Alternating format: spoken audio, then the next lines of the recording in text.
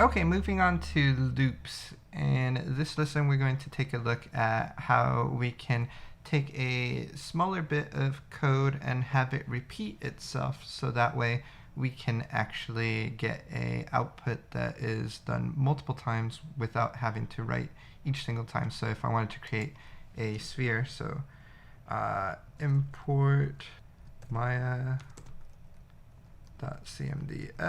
as MC. And if we do mc.poly, S-P-H-E-R-E, there we go, sphere, we get one sphere, and if we wanted to create another one, we would have to do mc poly sphere, and then we get a second one that's created, and every time we have to repeat this, we have to write this line of code. So right now this is simple where we only have a single line of code, but if we had a bigger function that we wanted to repeat over and over again, we can be able to do that and have it loop multiple times while to perform an action and only have a very limited number of lines of code.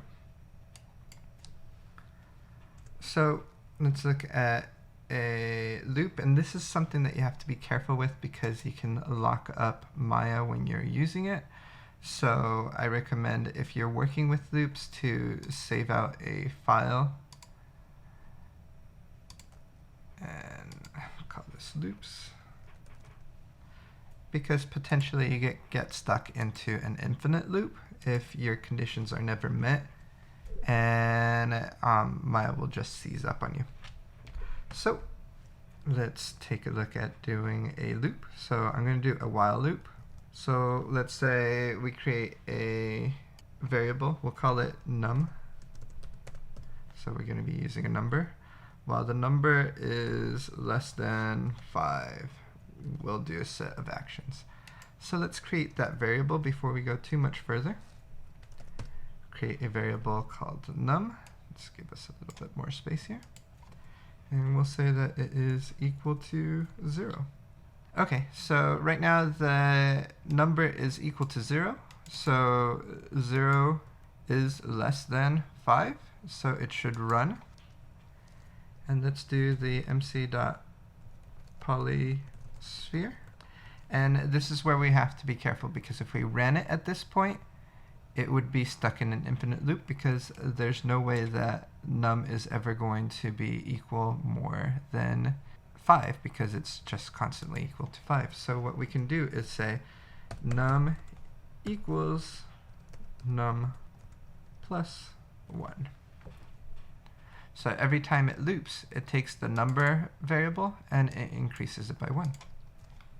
Let's try this now. So we can see that it goes through and goes 1, 2, 3, 4, and 5. It's created 5 spheres while it went through and looped. So we have this loop working now, and we just have to see what else we can do with this loop, because this is basically the whole function with the loop.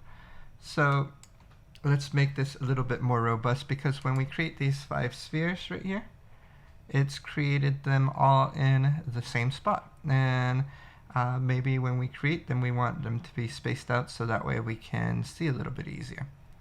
So what we can do is use the setAttr command that we had before. And we need to have a name for this object so that way we know what it is that we're working with. So let's say before we do the setAttr, we do name, or let's do the shorthand, is equal to my sphere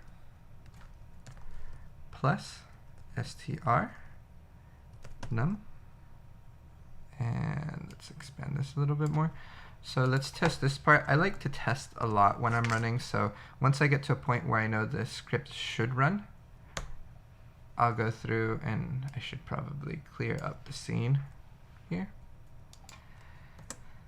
So we get 0, 1, 2, 3, 4. So we have 5 spheres, and we can see that it is named starting with 0 rather than 1 with the way it happened before, because by default Maya will run a polysphere name starting off with 1. So what we can do is, since in here the num is still an integer, we can just tell it +1. So let's clear this scene. I think we're going to make that a little bit easier right now too, because I don't want to have to keep on going over here and clearing the scene. But we can see that we have my sphere 1, my sphere 2, my sphere 3, and all the way up to 5. So let's make this clearing of the scene a little bit easier. What I'm going to just do is say mc.select, and I can put the name of all these objects, but just because we're doing a test right now, I don't mind deleting everything in the scene. So I'm going to say all is equal to true, and it has to be with a capital T to work. And then we're going to say mc.delete. So now each time I run it, we should see that we only get 5 spheres, and I don't have to go back and forth and delete that over and over again. But let's look at spacing each one of these 5 units apart. So we're going to say mc.set